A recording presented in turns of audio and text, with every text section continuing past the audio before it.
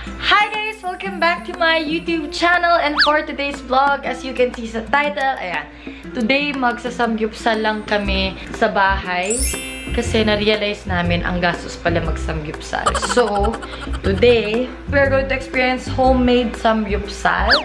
So, ayan, nandito kami sa Gramercy for today. This is our weekend staycation, and of course, I booked with Zen Rooms. So guys, don't forget to book your staycations with Zen Rooms. You can use my code ANGELDAY to get 20% off. So, and si Miguel nasa baba na.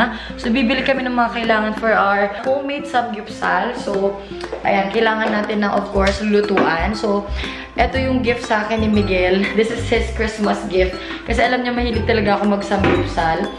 So, i-discuss natin siya later. Okay, guys? Mamaya ako na i-discuss kung saan nabili, kung magkano, and all that stuff. So, bababa muna ako to buy the meat, the sauces, and then yung mga kailangan like chopsticks and tong, ganyan. So, there you go, guys. I'll be right back.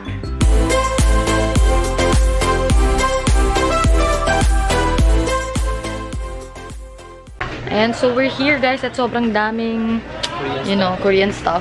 Ay, gulay ba? And may lettuce din sila, fresh. So, anong first nating bibilhin? May chopsticks rin sila. Ayan, guys, bibili tayo ng chopsticks and steel para pwede nating ulit-ulitin yung gamit.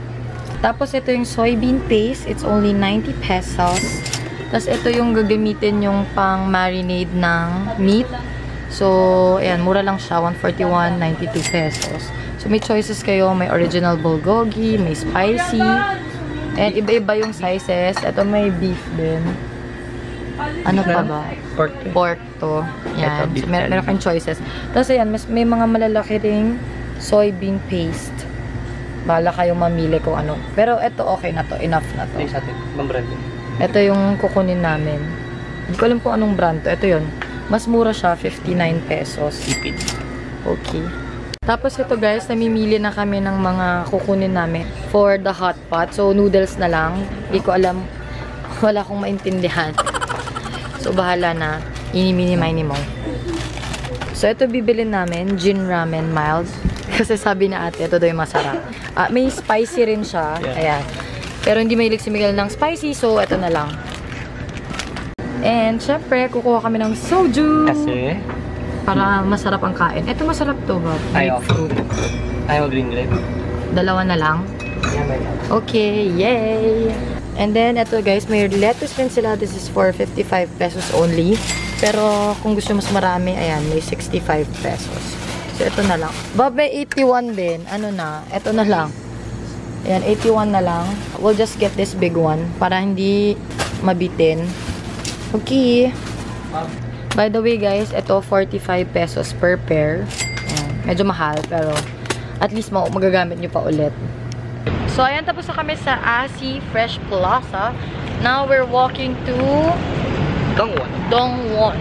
So around Jupiter siya. Ilalagay ko sa description box guys yung mga address ng pinuntahan namin para alam nyo kung saan kayo pupunta. So medyo layo-layo siya pero carry lang, kaya namang lakarin. Anong bibili natin doon? Meat, tsaka yung kimchi. Ayan guys, nandito na kami sa Dongwon. So, it's actually a restaurant. Pero nagbebenta rin sila ng fresh meat. So, ayan, papasok na tayo.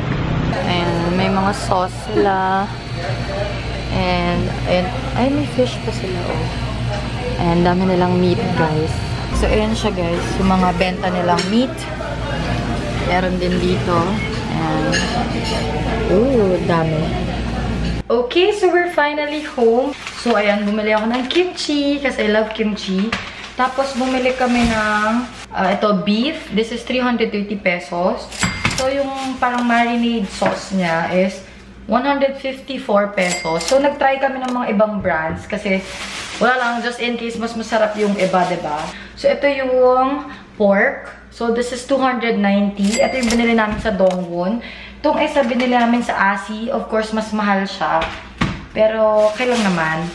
Naubusan kasi ng beef sa Dongwon. So, I suggest guys, kung magsasamgyupsal kayo, bumili kayo ng mas maaga. Wait, ko ba tawag? I suggest nga, maaga kayong bumili para hindi kayo maubusan. Kasi kanina, ang daming nakapack. Tapos, may bibili na daw. So, sayang, hindi namin naabutan. So, ayun, magma-marinate lang muna ako. And then, ayan, we'll update you guys kung ano yung mga kaganapan dito. Medyo nagugutom na nga ako eh, pero tiis-tiis lang, besh. So, ayun guys, I am defrosting the meat para kasi sobrang frozen niya. So, I'm just preparing yung mga kung saan ko siya ma-marinate. Ang advice sa kanyang friend ko, pwede kahit 1 hour mo lang siya ma-marinate, pero syempre better if mas matagal. Pero since wala na tayong time, ayan, mabilis ang marinate na lang. So, ito yung soybean sauce. And yung chopsticks. Ayan.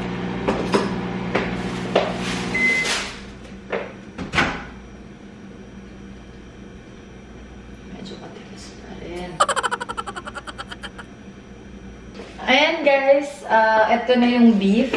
So, we're marinating it. And, ito lang yung nagamit, oh. Sobrang konti lang. So, Kano siya? 154. Sobrang worth it.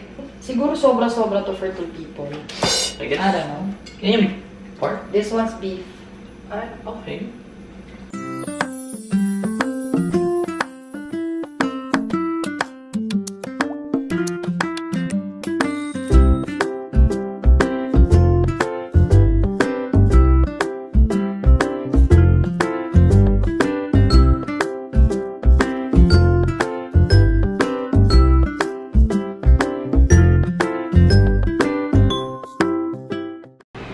And here's the kimchi.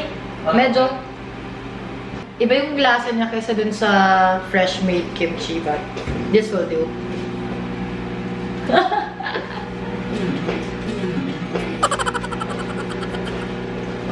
Ayan guys, tapos na natin i-marinate. So we'll just have to wait for 1 hour. So ito yung pork, sobrang dami.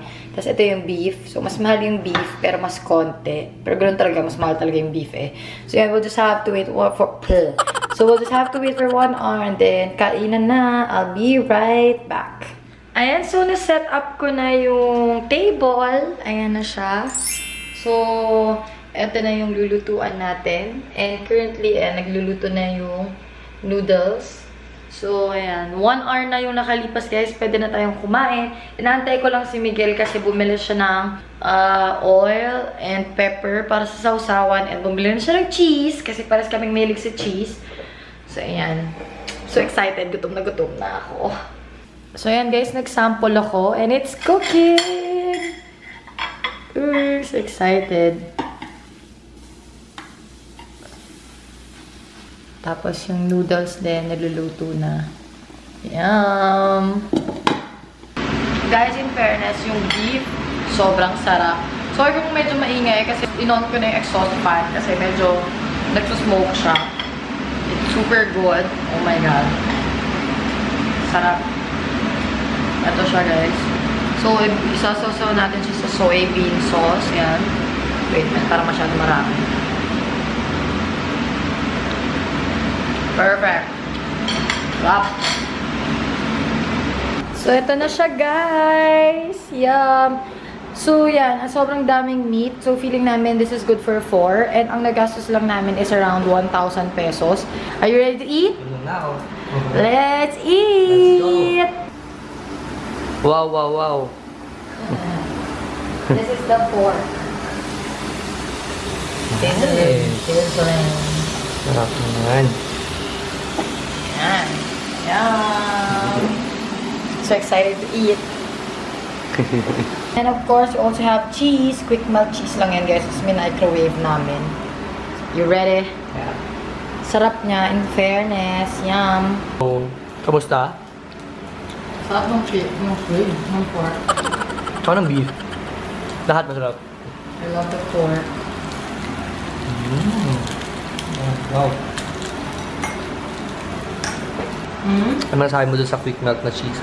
Sarap na. So, advice, pag na-microwave nyo, lagyan nyo ng tubig. Ay, para mas matagal siya tumigas. Kasi tingnan mo, matigas na siya. Ayun, guys. Tapos na kami mag-samgupsal and sobrang busog. Hindi namin naubos. As in, parang pang-anim na tao nga yung binili namin. Eh. Sobrang dami yung natira. So, excuse me. Nag-burp pa. Nag-burp ulit ako. Anyway, yung lutuan, Miguel, saan mo binili?